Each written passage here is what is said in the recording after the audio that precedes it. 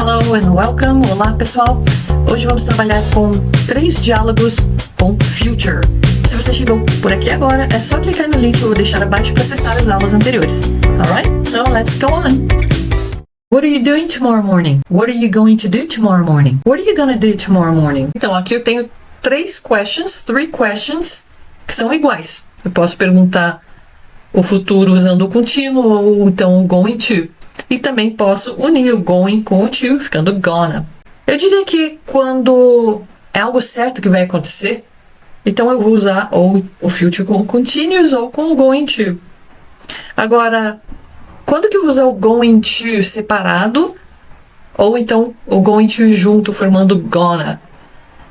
É uma questão de ritmo, de estresse, tá? Daquele ênfase que você quer dar. Então, se eu quero enfatizar uma coisa, a tendência é a gente falar mais espaçado. Então, eu optaria falar What are you going to do tomorrow morning? What are you going to do tomorrow morning? Na fala, a gente é muito econômico. A tendência é sempre a gente reduzir. Então, se eu não tenho o objetivo de enfatizar, eu vou normalmente optar pela primeira e pela terceira opção. What are you doing tomorrow morning? What are you going to do tomorrow morning? I'm getting my nails done. I'm going to get my nails done. I'm going to get my nails done. Então, percebam, da mesma forma, depende do ênfase que eu quero dar. Se eu não estou me importando muito com ênfase, normalmente a gente acaba falando I'm getting my nails done. Ou ainda, I'm going to get my nails done. Veja, quando eu vou fazer as minhas unhas em algum lugar, então eu vou me expressar dessa forma, com o verbo to get. I'm getting my nails done. Se eu mesma vou fazer as unhas, eu vou fazer minhas próprias unhas, então eu vou falar I'm doing my nails. Ou ainda, I'm going to do my nails. I'm gonna do my nails. What are you going to do around 11? What are you gonna do around 11? What are you doing around 11? Então, da mesma forma, um outro exemplo de diálogo usando o going to ou o contínuo para fazer o futuro. Como aqui não passa uma ideia de dúvida, então é certo que por volta das 11 você vai fazer alguma coisa.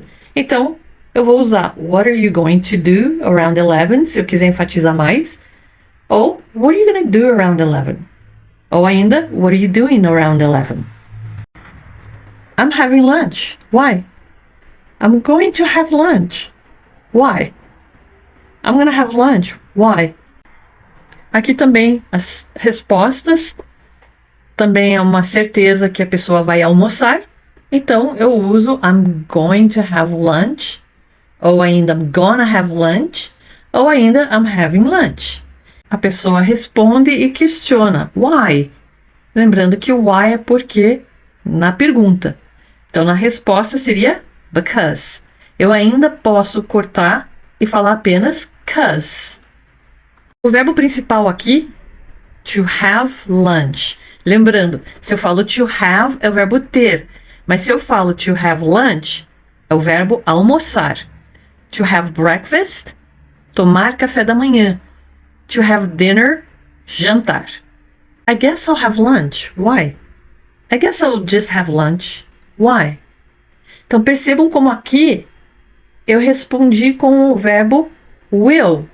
Will have. Então, eu usei o future com o will. Porque o will, ele me dá uma ideia, ele passa uma ideia de incerteza.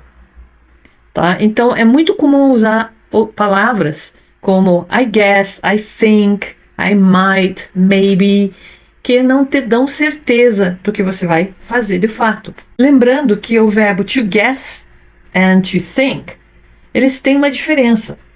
To guess pode ser adivinhar ou achar. To think pode ser pensar ou achar. Então, nessa ideia aqui, nessa resposta, I guess I'll have lunch. Eu acho que eu vou almoçar. Eu poderia falar I think I'll have lunch. Qual seria a diferença? I guess, eu dependo de um fator externo. Então, não é uma decisão minha, ela depende desse fator externo. Não é um desejo meu. Agora, quando eu uso I think, é uma decisão minha, simplesmente, sem depender de qualquer outro fator. É uma decisão minha, um desejo meu. Aí então eu posso falar I think I'll have lunch. I think I'll just have lunch. Aqui é apenas um desejo meu. How about if we get a mani-pedi and then we can have lunch together? How about if we get a mani-pedi and then we can have lunch together? Vamos começar ali por how about if. How about if? O que acha de? Ou ainda, eu poderia falar let's get a mani-pedi and then we can have lunch together. Vamos fazer a mão e o pé. Depois eu tenho and then, então, ou depois, and then. Eu poderia também falar and later we can have lunch together. Eu coloquei aqui and then porque é uma sequência, né? Primeiro vamos fazer o pé e a mão, depois vamos almoçar juntos. Então, optei por falar and then, que dá uma ideia mais de sequência. Sounds good. Aqui então ela responde, boa ideia. Parece uma boa ideia. Então quando eu quero concordar, eu gosto da ideia de fazer alguma coisa, eu vou falar sounds good, sounds good. Ou ainda it sounds good. Eu não vou traduzir como soa bem, tá? Não tem nada a ver com som, apesar de sound significar som, mas aqui é uma expressão. Eu quero concordar, boa ideia, concordo, vamos fazer isso. Quando alguém questiona para você, sound good? Você responde sounds good. Então na pergunta não vai levar o S, tá? Sound good? Yeah, sounds good. Na resposta eu coloco o S. What will you tell your teacher tomorrow when she asks for your project, but you haven't done it? What will you tell your teacher tomorrow when she asks for your project, but you haven't done it? Então aqui estou usando o will, por quê? Porque é uma ideia incerta, né? O que você vai dizer para sua professora quando ela pedir seu projeto, mas você não tiver feito? Aqui eu tenho o verbo to tell, significa contar ou dizer. Eu também tenho o verbo to say, que é o verbo dizer. Agora, a diferença é que quando eu falo say it, então eu estou falando diga, é o ato de falar. Agora, quando eu falo don't tell me about it, don't even tell me about it, nem me fale sobre isso. Tell é sempre se referindo ao contexto da conversa. Tá? Então, o que foi contado ou o que vou contar. E em português a gente não fala o que você vai contar para a sua professora amanhã. Eu simplesmente uso o verbo dizer, né? O que você vai dizer para ela, ou o que você vai falar para ela. I'll tell her I was too busy and didn't have time to do it. I'll tell her I was too busy and didn't have time to do it. I'll tell her I was too busy and didn't have time to do it. Então, nesse contexto, a resposta também ficou com will, porque a pessoa não tem certeza do que vai dizer no momento.